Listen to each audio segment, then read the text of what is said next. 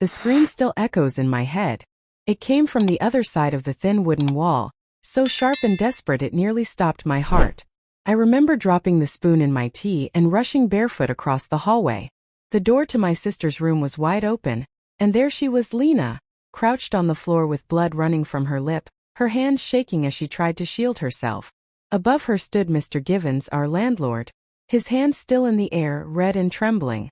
His belt dangled from his other hand, the metal buckle glinting in the dull light bulb above. "You ungrateful brat," he shouted. "Don't ever lie to me again, or I swear." I didn't let him finish. I don't know what came over me. I had never hit anyone before. But in that moment I saw Lena's swollen face, her torn dress, the terror in her eyes, and I lost it.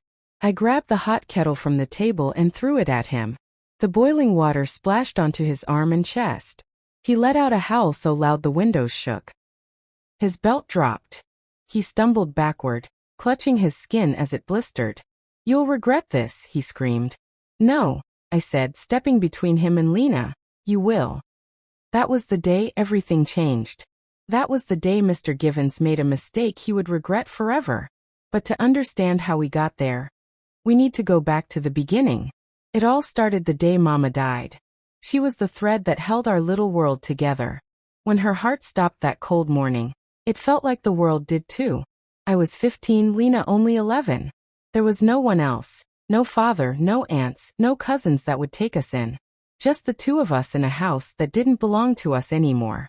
Mr. Givens was the owner of the house we lived in. Mama always paid him on time, cleaned the porch, kept the garden tidy. He never liked us, said we were too much noise and not enough money. But Mama stood tall against him. She never let him push us around. When she died, all of that protection vanished. We were two kids in a house the landlord wanted back. At first, Mr. Givens pretended to be kind. He brought us bread, even helped arrange Mama's funeral. But soon after the dirt settled on her grave, he changed. "You can't stay here for free," he said one afternoon, tapping his long yellow fingernails on the kitchen table. "Rent's due at the end of the week. If you can't pay, you'll have to find somewhere else." I tried to speak. "But I'm only 15 and Lena's just a kid. We don't have any money." "That's not my problem," he snapped. We had 1 week. I spent the next 7 days looking for any kind of work. I washed windows, carried groceries for old ladies, even scrubbed toilets at the gas station. I earned just enough to pay half the rent. I begged Mr. Givens for more time. "I can get the rest soon," I said. "Just give me a few more days." He leaned in close. I could smell the sour tobacco on his breath. "You'll pay in one way or another," he muttered. "And maybe your sister can help too." I didn't like how he looked when he said that. It made my skin crawl. From then on, I kept Lena close. I made sure she never stayed alone at the house when I went to work. But one evening, after a long day scrubbing dishes at the diner, I came home and she wasn't there. My heart pounded as I checked every room. I found her in the garden shed, curled up and sobbing. "He tried to come into my room," she whispered. "He said he just wanted to talk, but he locked the door." That was when I knew. We had to leave. But where? We had no family, no money, and nowhere to go. So I started hiding money. Every coin, every dollar I earned, I tucked them inside the lining of my coat. I told Lena to keep her school bag packed. I told her never to open the door if I wasn't home. I made a plan. I was going to take Lena and run. But Mr. Givens was watching. He noticed when I stopped asking him for food. He noticed when Lena stopped talking to him. He grew meaner, bolder. He would enter the house without knocking, pretending to check the plumbing or fix the wires. One night I found him going through Mama's drawers. "I'm just making sure you kids aren't hiding anything," he said with a smirk. I knew then. He wasn't going to let us leave. One Thursday evening the rain came down hard. I had just come back from town with half a loaf of bread and a few coins from cleaning windows. Lena was unusually quiet. I asked if she was okay. She hesitated. Then she told me. "He said if I didn't let him in, he'd take you away from me," she whispered, her voice cracking. "He said he could put us in a home. That he knows people." I felt cold all over. That night I didn't sleep. I stayed by the door with a hammer in my lap, waiting. He didn't come that night, but he came the next day. It was mid-afternoon, the sun out and birds singing like nothing was wrong with the world. I was in the kitchen boiling water when I heard Lena scream. I ran. And that's where we are now. Mr. Givens on the floor, scalded and writhing. Lena crying in the corner. And me standing between them, shaking but unbroken. He stumbled to his feet and pointed a shaking finger at me. "You'll pay for this," he growled. "I swear." I didn't flinch. "You already lost." He left that day, but it was far from over. Because the next morning, the police knocked on our door. They said someone had reported us for assaulting a respected landlord. They said there would be an investigation. They said Lena might be taken into protective care. And just like that, we were right back in danger. But I wasn't going to let them take her. Not ever. Because if they did, I had a plan. And it would make Mr. Givens regret everything he had ever done. The police stood on our porch with their black boots wet from the morning rain. One was tall and thin with a sharp nose and cold eyes. The other was shorter and rounder, with a mouth that never stopped chewing gum. "We're here to follow up on a report," the tall one said, flipping open a little notepad. "About an assault." My hands tightened around Lena's shoulders. She was hiding behind me, her eyes wide and red from crying all night. "What kind of assault?" I asked, trying to sound older, braver than I felt. "Mr. Givens says you attacked him without reason. Scalded him with boiling water." The shorter one said, blowing a small pink bubble that popped loud in the silence.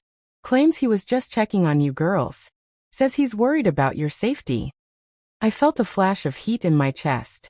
That man had nearly hurt my sister, again. And now he was trying to play the hero? "He's lying," I said sharply. "He was hurting my sister. He's been creeping around, breaking into our house without permission. He hit her. He locked her in her room." The officers glanced at each other. The tall one sighed. "Do you have proof?" Proof. The word hit me like a stone. Of course we didn't. Lena had bruises, yes, but they were already fading. And there were no cameras, no witnesses. Just our word against his. "He's dangerous," I said, my voice cracking. "Please, you have to believe us." They didn't say anything for a long time. Then the tall one closed his notebook. "Well, we'll make a report and look into it. But in the meantime, we have to notify Child Protective Services. It's protocol when there are minors in a potentially unstable situation." No, wait," I said quickly. "We're fine. We don't need anyone else. Please. Just give us a chance to figure this out." "We're not here to break up families," the round one said, his voice gentler now. "We're just doing our jobs." They walked away without handcuffs or warning slips. But their message was clear. We were on thin ice. As their car drove off, I turned to Lena. "Pack your things." She looked up at me, confused. "Why? What's going on?" "We're leaving tonight. We can't wait anymore." And I meant it. I didn't care where we went. Under a bridge, into the woods, halfway across the country. We just couldn't stay under Mr. Givens' roof another night. I went into Mama's old closet and pulled out the shoebox where I'd been hiding our money. It wasn't much, maybe $80. Not enough for a bus out of state, but maybe enough to rent a room in one of those old motels outside of town. I made 2 peanut butter sandwiches, stuffed our clothes in trash bags, and told Lena to put on her boots. We waited until nightfall, slipping out the back door like ghosts. We didn't get far. Mr. Givens was waiting at the front gate. His face was still pink and cracked from the burn. His arm was bandaged in white cloth, but his eyes, those eyes were wild with anger.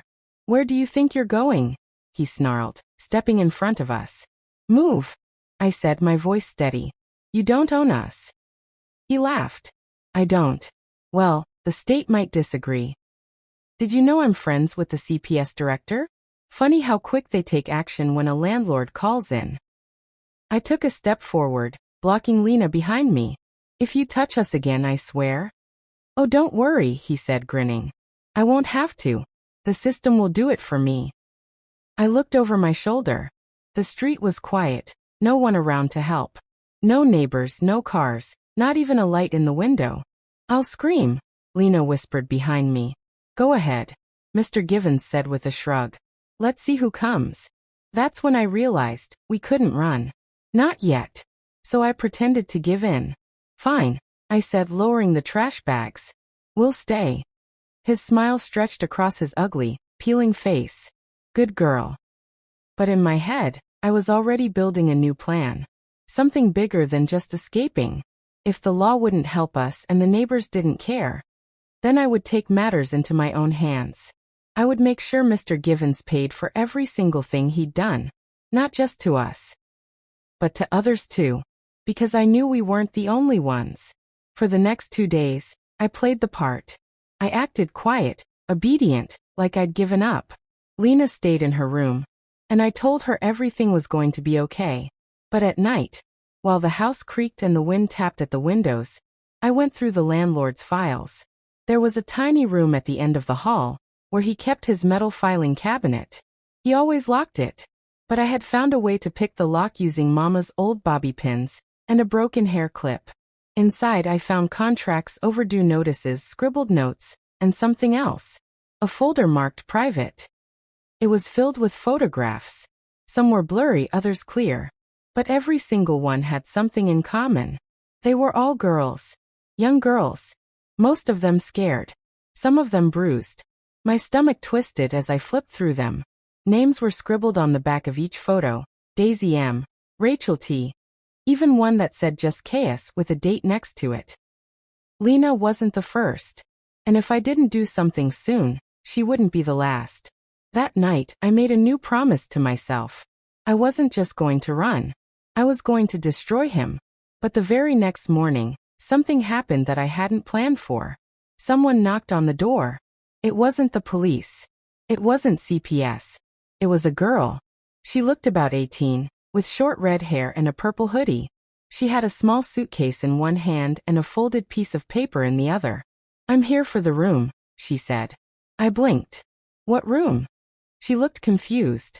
"The ad said there was a cheap room to rent. Said I could move in today." I called the number.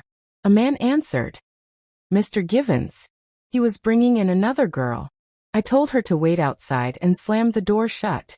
He was sitting in the kitchen, sipping tea with his bandaged hand. "You invited someone else to stay here?" I asked, trying to keep the rage out of my voice. He didn't even look up. "Rent's rent. I'm running a business." "You're bringing another girl into this house?" He looked me straight in the eye and said, "Maybe she'll be more grateful than you." That was it. That was the moment I knew I couldn't wait any longer. I had to act now. And that night, I did something I never thought I'd do. I broke into the old hardware store down the road. I stole a crowbar, a hammer, and a bottle of kerosene. I hid them beneath the floorboards in the attic. Because the plan was no longer to run. The plan was to end it. But just as I sealed the attic door and crept back down to check on Lena, I heard her scream again. Only this time, it wasn't from fear. It was from the sound of glass shattering downstairs. Someone had broken into the house. And it wasn't Mr. Givens. It was someone else. Someone worse. As trying to keep the rage out of my voice. He didn't even look up. "Rent's rent. I'm running a business. You're bringing another girl into this house?" He looked me straight in the eye and said, "Maybe she'll be more grateful than you." That was it. That was the moment I knew I couldn't wait any longer. I had to act now. And that night I did something I never thought I'd do. I broke into the old hardware store down the road. I stole a crowbar, a hammer, and a bottle of kerosene. I hid them beneath the floorboards in the attic. Because the plan was no longer to run. The plan was to end it. But just as I sealed the attic door and crept back down to check on Lena, I heard her scream again. Only this time it wasn't from fear. It was from the sound of glass shattering downstairs. Someone had broken into the house. And it wasn't Mr. Givens. It was someone else. The sound of the glass shattering jolted me like lightning to the spine. I rushed down the hallway, heart pounding, fists clenched. Lena was already out of her room, barefoot, clutching her stuffed bear, eyes wide with terror. "Stay here," I whispered. "Don't move." She grabbed my hand. "Please don't go. What if it's him?" "It's not," I said, but I didn't believe it. I crept toward the kitchen where the sound had come from. The window above the sink was smashed. Glass sprinkled across the tiles like frost. The curtain flapped wildly in the night wind. A shadow moved just outside the frame. Then a leg stepped in. A figure climbed halfway through the broken window. That's when I saw his face. It wasn't Mr. Givens. It was a boy. Maybe 17 or 18. Pale, skinny, shaking. His clothes were torn and dirty. His eyes sunken with fear and hunger. "Please," he said, freezing when he saw me. "Don't scream." I didn't.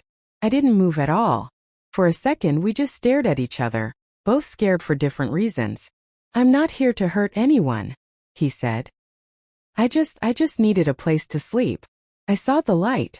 I didn't know anyone was home. I grabbed the broom by the wall and pointed it at him. "Who are you?" "Name's Kenny," he said, lifting his hands slowly. "I used to live around here.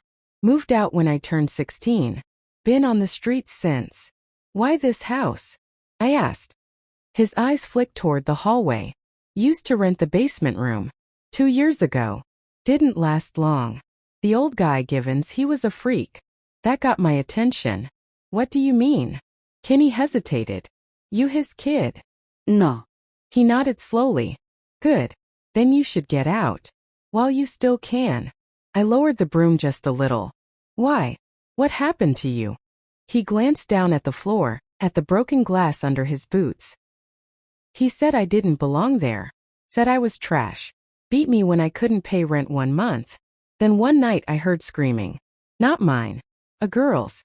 I tried to help and he threw me out. Told the cops I was stealing. They believed him. They always do. My chest tightened. "Do you have proof?" I asked. "No," he said. "But I know I'm not the only one." I believed him. I also knew then that Kenny could help me. "You hungry?" I asked. He nodded. I gave him half a sandwich and told him to sit at the kitchen table. Then I brought Lena out and told her everything was okay.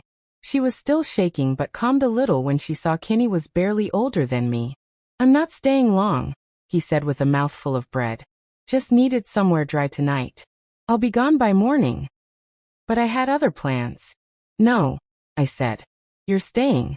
At least until we finish something important." He looked at me confused. "Finish what?" I didn't answer. Because that night, something even worse happened. At midnight, the girl who came earlier, the red-haired one, started screaming. Lena and I bolted out of our room. Kenny was already on his feet. We ran toward the guest room Mr. Givens had let her stay in. The door was locked. She was banging from the inside, screaming, "Let me out! Let me out! Help me, please!" I kicked the door as hard as I could. Kenny joined in. It took 3 tries before the old wood cracked and the lock broke. We burst inside, and the room was empty, except for the girl, standing in the middle, tears running down her cheeks, her suitcase wide open and clothes scattered everywhere. "He took my phone," she said, trembling. "He came in through the window, said I owed him rent. When I said I didn't have money, he touched my arm. Said I could pay him another way." I saw red. Lena gasped. Kenny clenched his jaw. "Where did he go?" I asked. She pointed toward the back door. "He ran when he heard someone else coming." I stormed outside with Kenny right behind me. But Mr. Givens was gone. The woods behind the house were quiet, wet and dark. Too quiet. We searched with flashlights, calling his name. Not because we wanted him to answer, but because we wanted him to know we weren't scared anymore. When we returned, the girl was sitting on the floor hugging Lena. She looked broken. "Why didn't anyone tell me?" she whispered. "Why doesn't anyone warn people about him?" I sat down next to her and put my hand on her shoulder. "We're going to," I said. The next morning, I brought everyone into the attic. I pulled up the floorboard where I'd hidden the crowbar, hammer, and kerosene. Kenny's eyes widened. "What are you planning?" "Not what you think," I said. "I'm not going to burn the house down." "What then?" "We're going to dig." "Dig?" the red-haired girl asked. "Why?" I pointed to the far wall of the attic, where the old wood was stained and moldy. "There's a loose panel behind there. I found it a week ago. When I pulled it open, I smelled something weird, like chemicals, like something was hidden." We pried the wall open with the crowbar. Behind it was a crawl space, thick with dust and spiderwebs. Kenny crawled in first. We followed with flashlights. And that's when we found it. A black box, locked with 2 rusty clips. We dragged it out and opened it. Inside were old VHS tapes, dozens of them, each labeled with names and dates. The girl gasped. "Those are evidence," I said, my voice low. "He recorded them."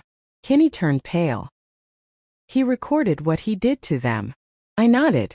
"This is how we're going to stop him. We take this to the police. Real proof. They can't ignore it now." The room fell silent. Then Lena whispered, "But what if he finds out before we can?" I turned toward the stairs. Too late. The front door downstairs slammed open. Heavy boots stomped into the house. And Mr. Givens shouted from below, "I know you're hiding something. Get down here. Now." I looked at the box in my hands, then at the others. "We don't run this time," I said. But as we reached the top of the attic stairs, the entire house went dark. The lights, the power, gone. And then we heard the creaking sound of him coming up the stairs, one slow step at a time in the dark. The stairs groaned beneath his weight, each step louder than the last. Creak, thud, creak, thud. We held our breath in the attic, trapped in total darkness. The flashlight had gone out the moment the power died, probably a surge. Or maybe he cut the power himself. Lena's small hand clutched my wrist. I could feel her shaking. Kenny whispered, "He's coming." No one had to say it. I could feel it. I held the box of his tapes tightly to my chest. If he found them, if he knew what we had, it was over. I motioned for the others to move silently back toward the crawl space. We could fit back in there, maybe hide until he passed. It wasn't a good plan, but it was all we had. Then I heard the attic door creak open. My heart jumped into my throat. He was inside. We froze. I could hear his breathing. Slow, raspy, deliberate. "You think you're smart," Mr. Givens said into the darkness. "You think you figured me out." None of us answered. "I've been doing this a long time," he continued. "You're not the first to snoop around. You won't be the last." Still we didn't move. Even Lena held her breath. Then he took another step forward, dragging something heavy behind him. Clang, drag, clang, drag. A metal pipe. He was carrying a pipe. "I know every inch of this house," he said. "I know when the floor creaks. I know where the boards are loose. And I know you're up here." Kenny reached for the hammer, slow and quiet. I handed him the crowbar. The red-haired girl, whose name I'd learned was Sophie, took Lena's hand and pulled her back into the crawl space with her. That left just Kenny and me. I could barely see his outline in the dark, but I saw the slow nod he gave me. A signal. We waited. Then, crack. He swung first. The sound of metal hitting would echoed like a gunshot. Kenny's crowbar missed. It hit the attic beam instead. Mr. Givens shouted and lunged. I swung the hammer with all my strength. It connected. A horrible crunch followed. He screamed high, shrill, almost inhuman. But he didn't fall. He grabbed Kenny by the shirt and slammed him into the wall. I screamed and hit him again, this time in the shoulder. He roared and knocked me back, the hammer flying from my grip.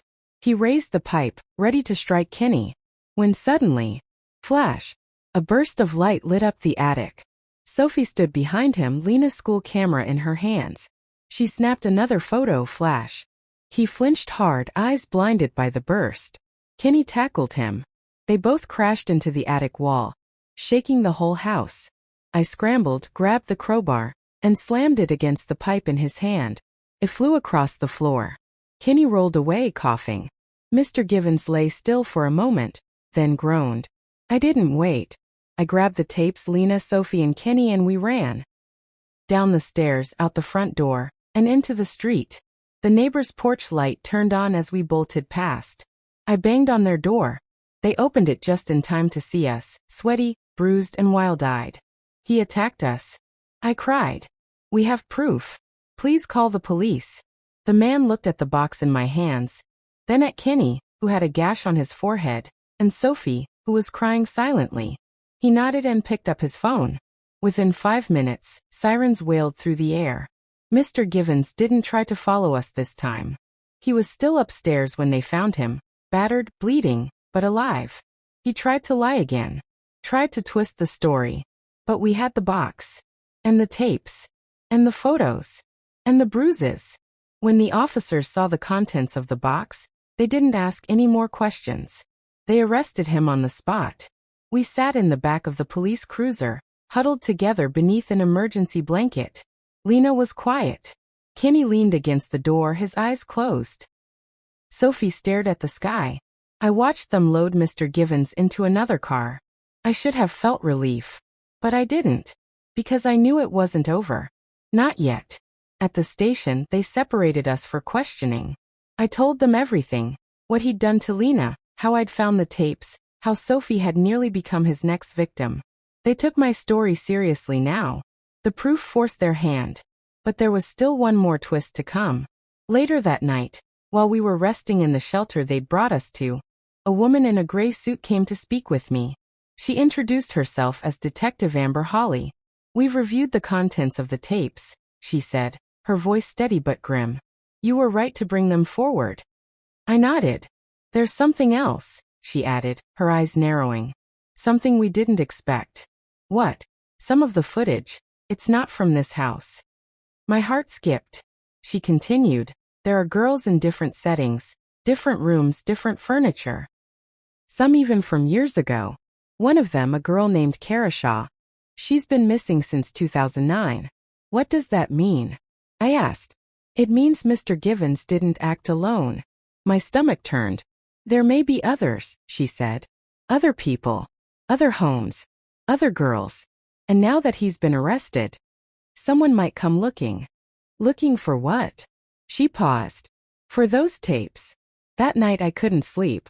Not because I was afraid of him anymore, but because I had a new enemy. One I hadn't seen coming. And somewhere out there, they knew exactly what we had.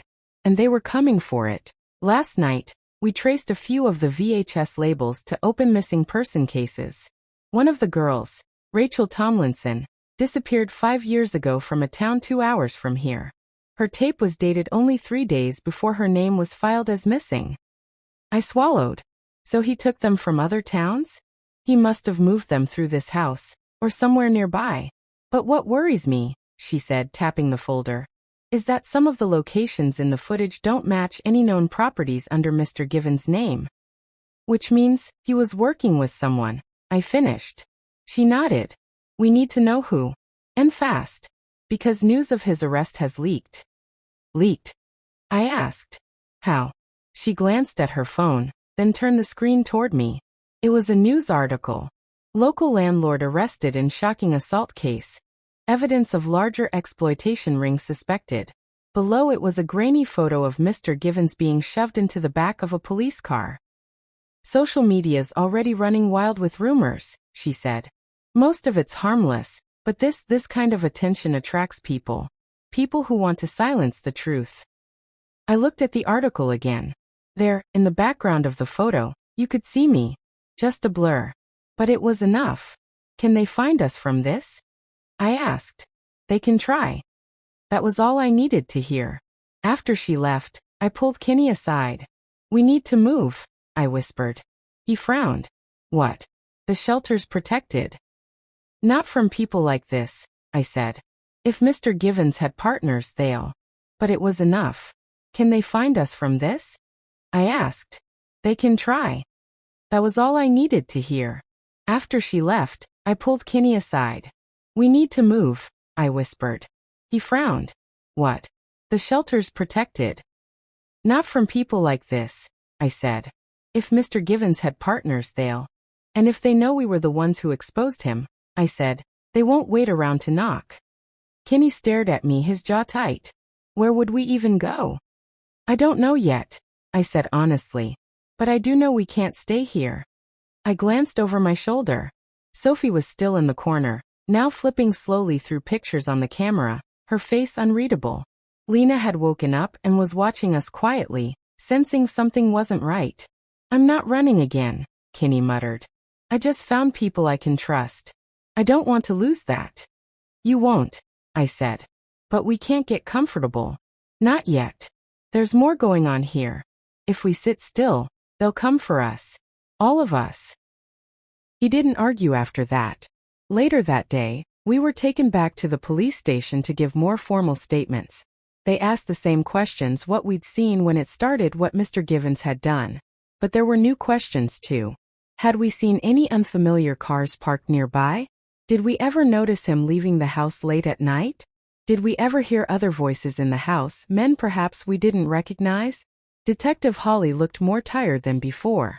Her hair was pulled back into a messy bun, and her shirt was wrinkled like she hadn't slept.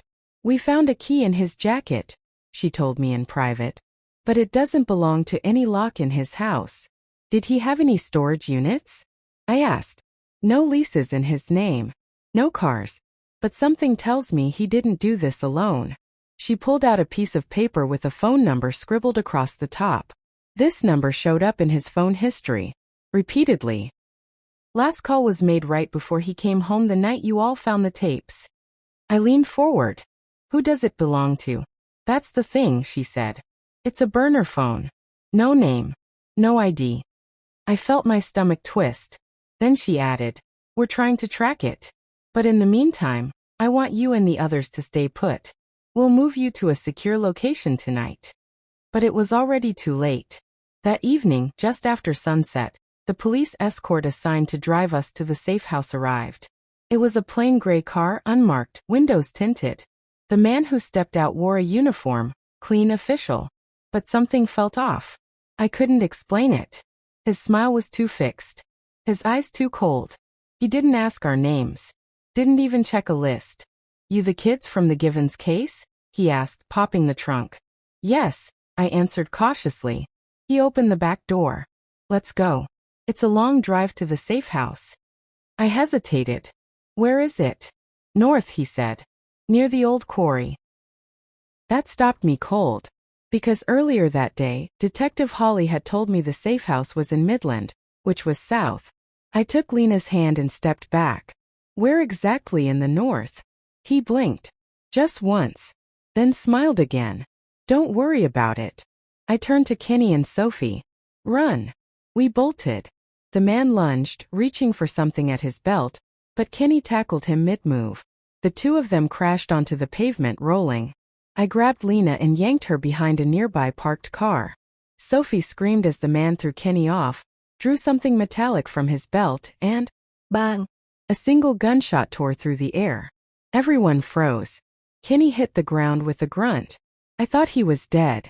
But then he rolled and crawled behind a trash bin, clutching his arm. He'd been grazed. I turned to Sophie. "Call the cops now." She already had her phone out, dialing with shaking fingers. The man didn't chase us. Instead, he ran to his car, jumped in and peeled off into the street. Tires screeching, disappearing into the night. Within minutes, sirens wailed in the distance. But again they were too late. We were sitting on the curb, Kenny bleeding, Lena crying, Sophie on the phone with dispatch, when Detective Holly arrived. She saw the twisted into something I hadn't seen before. Rage.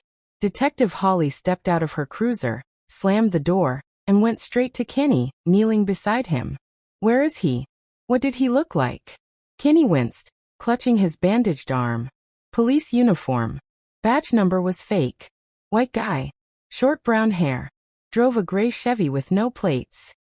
"No plates?" she snapped, standing up and pacing like she wanted to scream. "He said he was taking us north," I added quickly, "to a safe house near the quarry." Holly's eyes narrowed. "There's no safe house up there. That's where the abandoned mine tunnels are. Remote, silent, no signal for miles." I looked at her hard. "He wasn't some wannabe copycat, was he?" "No," she said quietly. "He was part of it." "The ring," I said. She nodded. "We suspected it was bigger than just Givens. Now we know." Sophie looked up from the curb. "They're trying to tie up loose ends."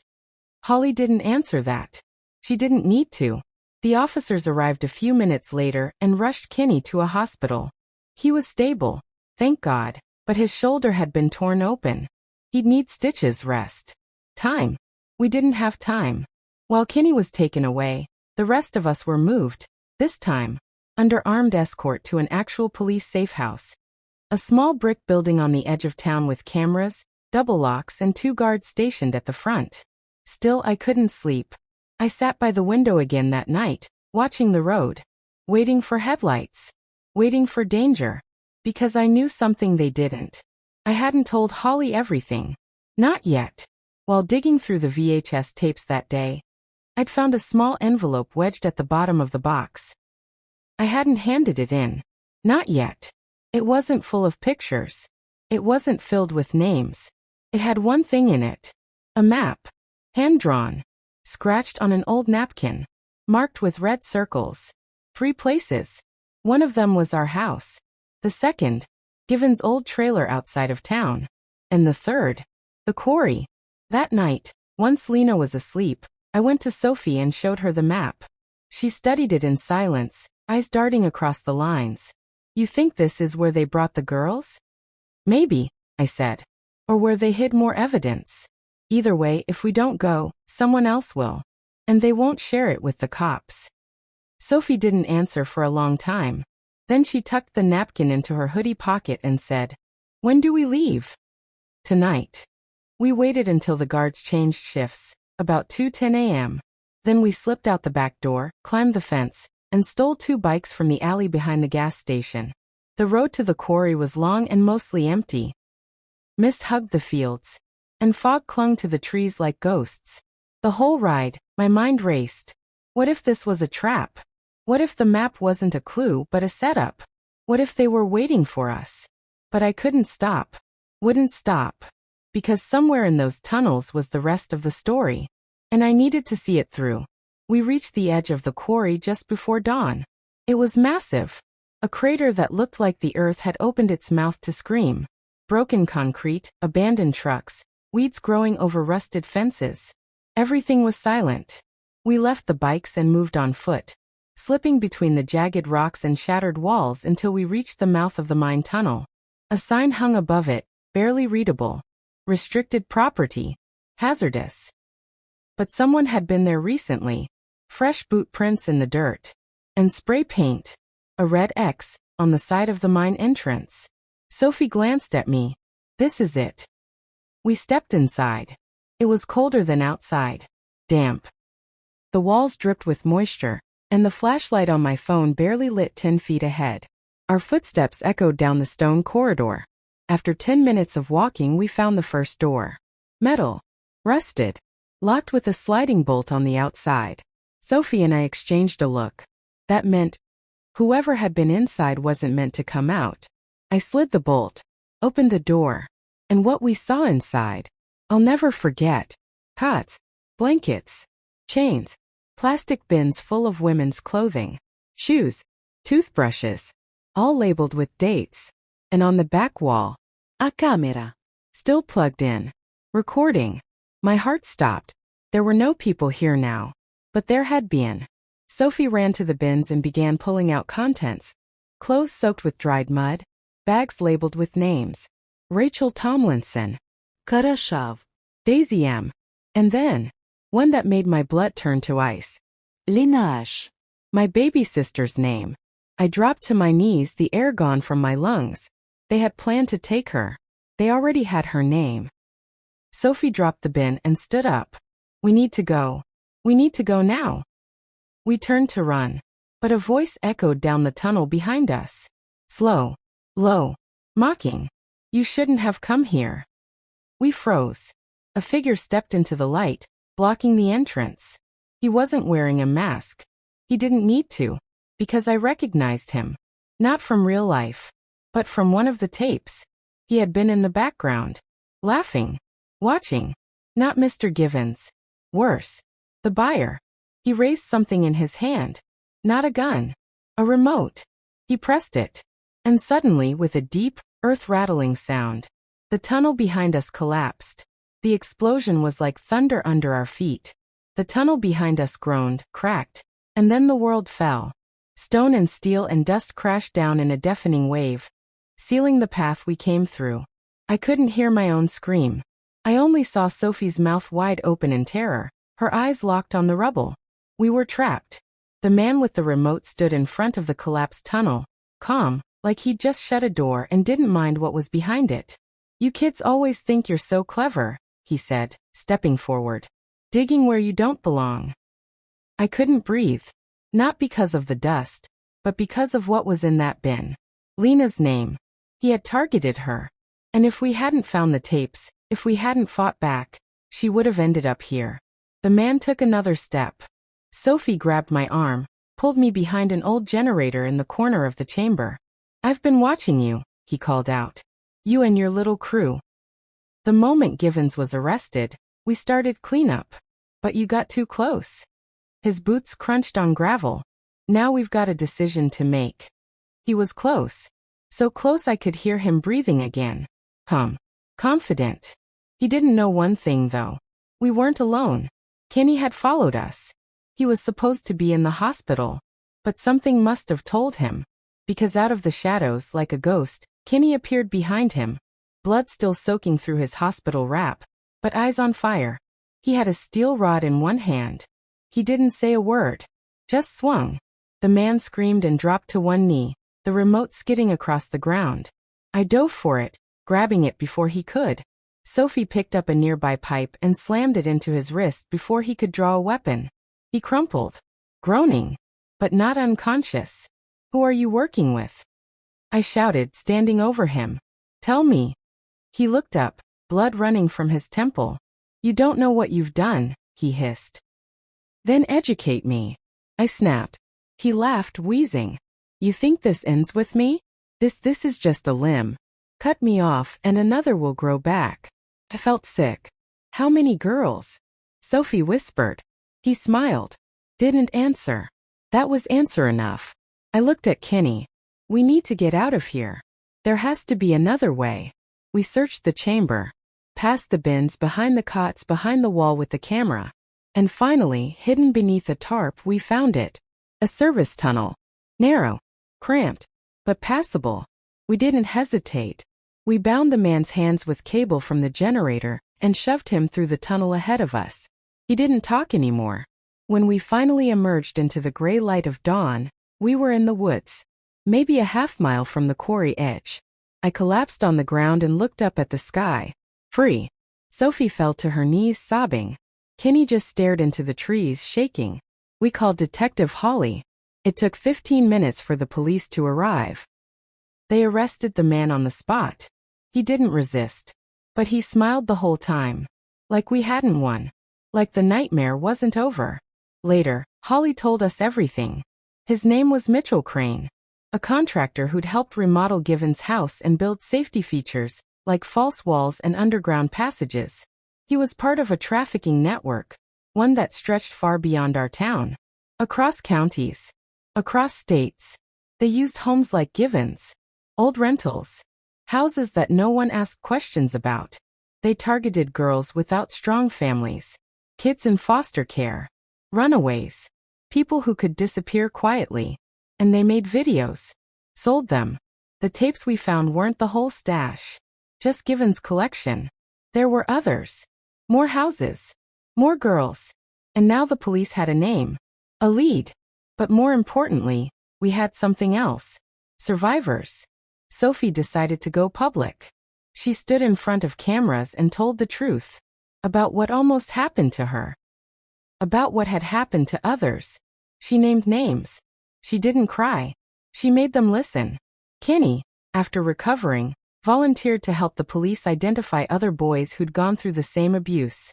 Turns out, Givens hadn't only targeted girls. Lena started therapy.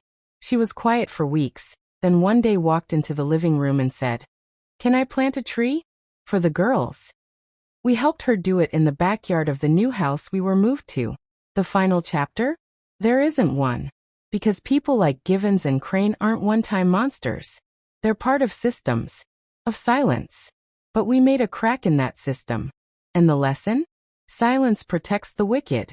But truth, when spoken loud enough, breaks walls. I was just a girl trying to keep my sister safe. And in the end, I did more than that. I made them regret ever coming near us. Forever.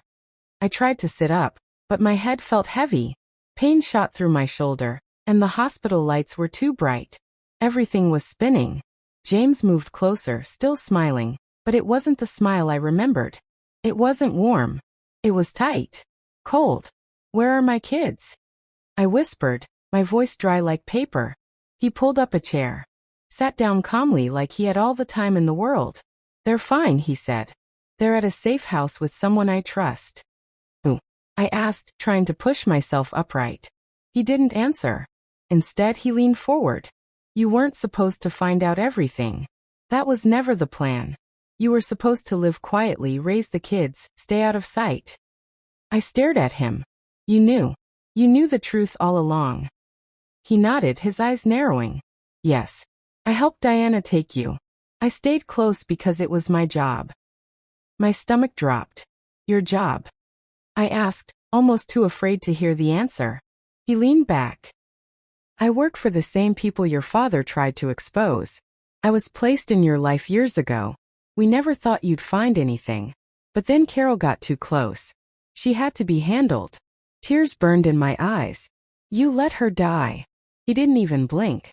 She gave us no choice. I clenched my fists. So what now? Are you going to kill me too? No, he said, standing up. We still need you, Anna. There are things in your head, memories, clues your mother might have left with you when you were little. You don't even know they're there yet. But they're there. You're lying. You have no idea how important you are, he said. But someone else does. Someone who's gone rogue. Evelyn gave you something, didn't she? I looked away. He grabbed my chin roughly and forced me to look at him. The key, he hissed. Where is it? I said nothing. He let go. You'll give it to me. One way or another. Then he walked to the door, knocked twice, and a nurse came in with a clipboard. Except, she wasn't a nurse. I recognized her. It was the same woman from the cemetery. Evelyn. She didn't even look at James. Just walked up to my bed and said, Discharge papers. You're ready to leave. James looked confused. She's not well enough. She's well enough, Evelyn said sharply. Doctor's orders. James hesitated. Then Evelyn leaned closer and whispered something in his ear. I couldn't hear what she said, but whatever it was, it made him pale. He backed away slowly, nodded once, and left the room. Evelyn turned to me. Can you walk? I nodded slowly. She handed me a pair of clothes in a bag. Get dressed. We have to move. Now. 5 minutes later, we were out the back door of the hospital, into a waiting black car. A man was in the driver's seat. Quiet, eyes always scanning. Who is he? I asked. A friend, Evelyn said. Ex-intelligence. We don't have much time. As we drove, Evelyn told me the rest of the truth. My father hadn't just found a secret. He had stolen proof. Videos, names, financial records. All showing how a private security company, Orion Corps, had been spying on American citizens, running illegal experiments, and controlling certain people through manipulation and drugs. When he tried to go public, they killed him. And they've been hunting his daughter, me, ever since. Your mother hid a backup of his files, Evelyn said.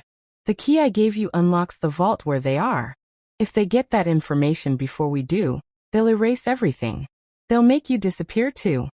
I held the key in my hand. The weight of it suddenly felt like carrying a whole mountain. They have James, I said. No, she corrected. You had James. They just flipped him. Years ago. I looked down. He said the kids were safe. Evelyn looked me dead in the eye. He lied. I froze. The car swerved sharply, then stopped in front of a small church on a hill. We got out quickly, ran through the back door, down a long hallway, and into a dusty office. She opened a hidden panel in the wall. Behind it was a vault. It looked like a giant safe, old but strong. I slid the key in. It clicked. Inside were tapes, papers, photos, and something I didn't expect. A small locket. I opened it. Inside was a tiny chip, like a memory card. This, Evelyn said, is what they've been after. It holds the entire Project Echo archive. I stared at it. Why didn't my mother tell me? She didn't want to put you in danger. She was going to wait until you were older. But she died before she could. Suddenly the building shook. A loud bang. Gunfire outside. Evelyn grabbed my hand. They found us. We ran through a back passage, up a stairwell, through a hatch that led to the roof. A helicopter hovered nearby. Evelyn shouted into a radio. "We're on the roof. Go, go." A metal ladder dropped down. But before we could grab it, a bullet struck Evelyn in the shoulder. She dropped. I screamed, trying to hold her up. She pressed something into my palm. "The chip." "Go," she said. "Take it. Expose them. I can't leave you. You have to." I climbed the ladder, tears pouring down my face. As the helicopter lifted off, I looked back and saw men in black closing in on her, dragging her away. I screamed, but there was nothing I could do. She was gone. Again. That night, I stayed in a hidden location with the pilot and Evelyn's contact. We played the files. We saw everything. The experiments. The murders. The lies. People in power, judges, officers, even politicians, all part of it. And James? He was listed in the files too. Recruitment date, 2013. Mission: observe and influence Anna Lane. Neutralize if necessary. The betrayal crushed me all over again. But now I had the truth. I had the weapon. I just had to choose how to use it. I sat there staring at the chip. Then, my phone buzzed. Unknown number. Again. I opened the message. This time it was a video of my kids, tied to chairs, mouths covered, eyes wide with fear. A voice said, "You've made too many wrong moves, Anna. The next one will cost you everything." The screen went black. I screamed. I slammed the phone down and covered my mouth with both hands, trying not to cry out again. My whole body was shaking. My babies, my children, were in danger. Tied up. Terrified. I could still see the fear in their little eyes. James had them. Or maybe it wasn't even James anymore. Maybe it never was. I looked around the safe house.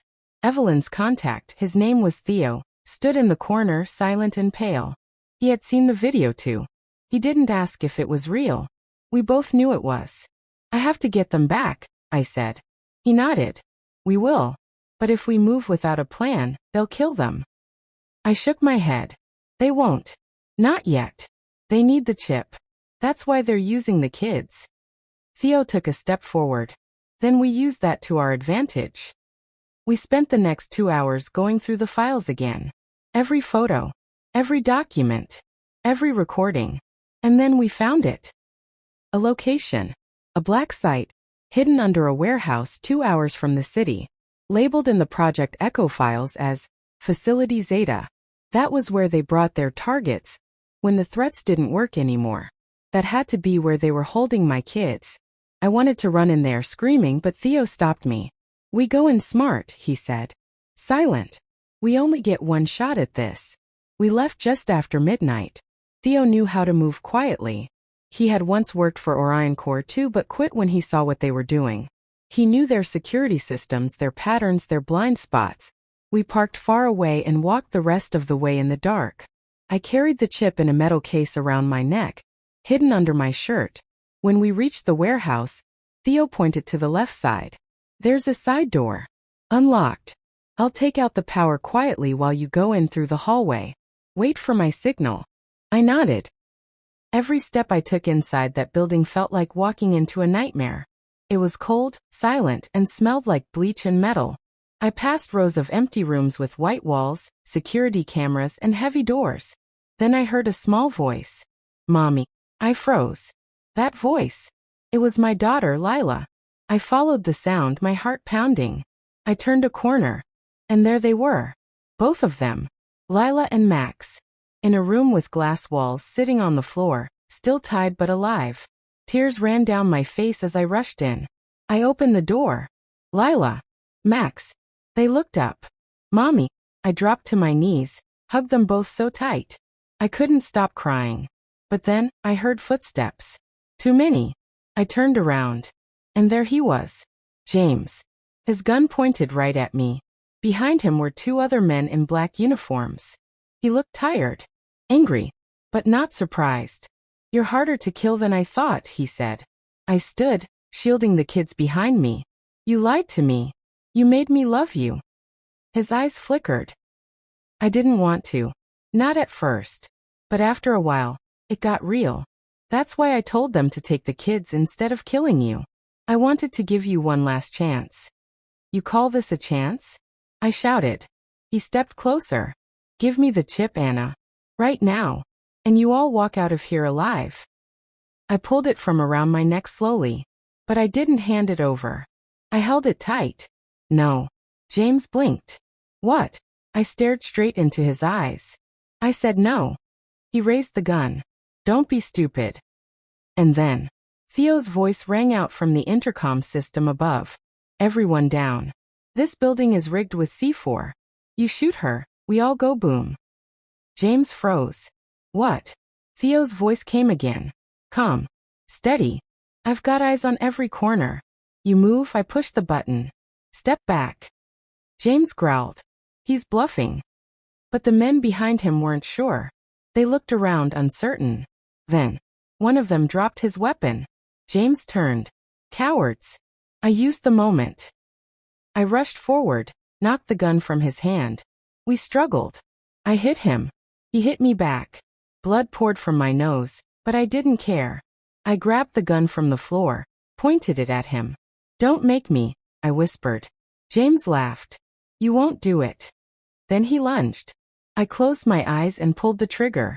The shot rang out. He fell. Silence. Theo rushed in seconds later, cutting the kids' ropes, checking on me. I sat on the floor, dazed, covered in bruises, the gun shaking in my hand. It was over. James was gone. We left that place and burned it to the ground. Later that week, I met with a journalist. One I could trust. We released every file. Project Echo. Orion Core. The names. The proof. It made headlines around the world. People were arrested. Investigations were launched. And finally, I was free. Free from the lies. Free from the fear. Evelyn's body was never found. But I like to believe she's still out there. Watching. Protecting. I moved to a quiet town with Lila and Max. We changed our names again. I don't tell people who I was. Only who I am now. A mother. A fighter. A survivor. Sometimes at night I sit alone and wonder. Did James ever really love me? Was any of it real? I don't know. But I do know this. Love without truth is just another trap. And silence can be the loudest kind of betrayal. So I tell my children every day. Always speak up. Always fight for what's right. Even when it's hard. Even when it hurts. 'Cause if you don't, someone else will write your story for you. And you may not survive it. The world around me seemed to blur. I couldn't hear the news anchor anymore. All I saw was the red banner flashing on the screen. Escaped. Armed. Dangerous. My father, no, the man who pretended to be my father, was out. Again. And this time I knew deep in my bones that he wasn't running to hide. He was coming back. To take someone. To finish something. To destroy me. Rachel was already on her phone, calling Detective Riley. He escaped during transport, she whispered, pacing the room. They were moving him to a higher security facility after your mom's breakdown. 2 guards dead. 1 in critical condition. Emily. He's lost his mind. I stood in the middle of the common room, holding Grace and staring at Hope asleep in her crib. My legs were frozen in place. My arms felt like stone. Sister Helen came in moments later, keys jangling. We're not staying here, she said firmly. Go pack the baby's things. Now. I blinked. Where will we go? A safe house. One that he doesn't know about. I didn't ask questions. I grabbed 2 bags shoved in diapers, formula bottles, pacifiers, blankets, onesies. Rachel zipped up the baby's sleep sacks and swaddled them close. The shelter's van was already waiting out back. As we pulled away, I watched the shelter disappear behind us, the only place I'd ever truly called home. A new fear crept into my chest. What if we never stopped running? The safe house was on a hill, surrounded by iron gates and hidden behind thick trees. It looked more like a cottage than a shelter, but there were bars on the windows and locks on every door. Inside were only 2 other women and their children. Everyone was silent, on edge. We were shown a private room, just big enough for 2 cribs and a cot. I laid Grace and Hope down and sat on the floor between them, refusing to sleep. Rachel brought me tea, but I couldn't drink it. You should try to rest, she said softly. No, iuis parat. Not until he's dead or behind bars again. She didn't argue. Outside, thunder rumbled. Rain began to fall, soft at first, then heavier. Somehow, it made the silence worse. The next morning, a police officer arrived with a folder. He handed it to me with a grave expression. Thomas left something behind, he said. We found it in his cell. It's a journal. He wrote to you. I opened it with shaking hands. The handwriting was neat, precise. Each page written carefully, like it mattered to him. It was all addressed to me. Emily, it began. You always thought you knew the story, but you never really did. You thought I was the monster. But I was only following a path laid out for me. The world made me. And soon, you'll understand that you and I were not so different after all. Page after page, he spilled twisted thoughts, stories from his childhood, how he was abused, how love became confusion. It wasn't an apology. It was a manifesto, a threat hidden behind pity. And then near the back, Grace was mine, even if your mother lied. And hope is more mine than you think. Check the birth certificate. I dropped the book like it was on fire. Liar, I breathed. He's lying. Rachel looked up. What? What did he say? I raced to my bag and pulled out Hope's documents. Her birth certificate. Her medical forms. All the files I'd kept in a plastic folder. And then I saw it. Father unknown. No DNA record. No paternity listed. No medical history from him. Because I had never told anyone. Not even myself. Not really. When I was assaulted by him as a child, I tried to believe it hadn't started early enough to be her father. I told myself I was just 15 when I got pregnant. That it had been a boy from school. That it wasn't him. But now, I wasn't sure. I wasn't sure at all. And suddenly, my entire body began to shake. What if Hope was his? What if both of my girls were tied to him by blood? Rachel tried to calm me, but I was already spiraling. If she's his, what does that mean for her? What if she has his temper? What if she grows up and... She's not him, Rachel said firmly. She's you. You're raising her. She will be better. But he thinks she's his, I whispered. He'll come for her. Rachel was quiet, because we both knew it was true. And sure enough, 2 nights later he did. It was after midnight. I was rocking Hope gently, humming softly, while Grace snored in her crib. The house was quiet. Then click. The power went out. The white noise machine stopped. The hallway light disappeared. The heater shut down. Everything went silent. Too silent. I jumped to my feet, clinging to Hope. I rushed to the door. The hallway was pitch black. I reached for the emergency flashlight in the drawer, but it was missing. My heart began to race. I grabbed Grace from the crib and backed into the corner of the room, holding both babies in my arms, whispering to them, trying to keep them from crying. I heard a door creak down the hall. Then footsteps. Slow. Deliberate. I tried to reach my phone, but it slipped out of my pocket onto the floor. I couldn't let go of the babies to grab it. The footsteps got louder. Heavier. Closer. Then our door handle jiggled. I held my breath. The door creaked open. The silhouette of a man filled the frame. Lightning flashed outside the window. And for one brief second I saw his face. My father. Inside the house. His voice soft and slow. Emily, give them to me. You don't have to be afraid anymore. I'll raise them now. I'll do it right this time. I couldn't move. Couldn't speak. But I felt something shift inside me. Something I hadn't felt before. Rage. I laid the girls gently behind the bed, grabbed the metal lamp from the nightstand, and stood up, breathing fast. I'm not a little girl anymore, I said through my teeth. And you'll never touch them. He laughed. You'd hit your own father? You were never my father. Then I swung. The lamp smashed against the side of his head. He stumbled back, growling like an animal. I hit him again. And again. Until he dropped to the floor. Bleeding. Then I screamed. Help! He's here. Doors slammed open. Lights flickered on. Backup generators powered up. Officers burst in. They tackled him before he could move. Handcuffed him. dragged him broken and groaning down the hallway. Grace screamed. Hope wailed. I fell to my knees sobbing into the floor. It was over. Really over. The next day, in a private hospital wing, Detective Riley came to see me. He looked tired, weathered, but relieved. He's not going anywhere this time, he said. He's been charged with escape, assault, attempted kidnapping, attempted murder. Good, I whispered. I read his journal, Riley added. The man was twisted. But you, Emily, you turned all of that pain into protection, into strength. I didn't want any of this, I said. But you chose to fight anyway, he replied. And now, because of that, those two girls will grow up free. I looked over at Hope and Grace, sleeping side by side in the hospital crib.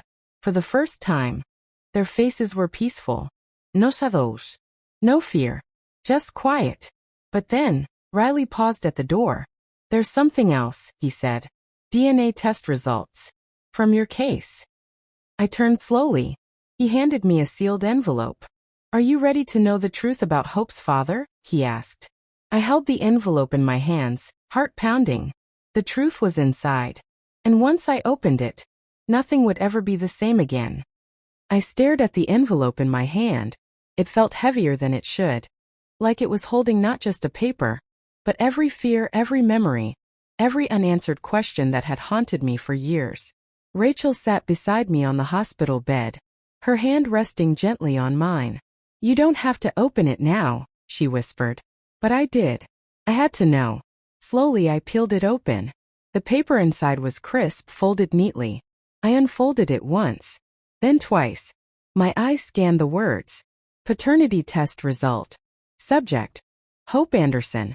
Alleged father: Thomas Anderson. Probability of paternity: 99.998%. I couldn't breathe. Rachel leaned over, reading the results silently. She didn't say anything. She just wrapped her arms around me. It was true. He was her father. Hope, the baby I held, fed, bathed, rocked, kissed, was his daughter. And mine. The pain was deep but different this time. It wasn't just grief. It was shame. And guilt. And anger. Not at Hope. Never at Hope. But at myself. Because deep down, a part of me had always known. And I had tried to forget. Tried to rewrite the past in my head so I could survive. But now there was no more hiding. I looked over at the hospital crib. Hope was still asleep, her tiny fists curled under her chin. She looked just like Grace in some ways. But now I saw him in her too. His nose. His dark lashes. His cheekbones. I didn't want to see it. But I did. And I hated myself for it. I can't raise her, I whispered. Rachel turned sharply. What? She's his, I said, choking on the words. What if she grows up like him? What if it's in her blood to be like that? What if every time I look at her, all I see is him? Rachel gripped my shoulders. Emily, stop. You don't mean that. I do, I said, tears spilling down my face.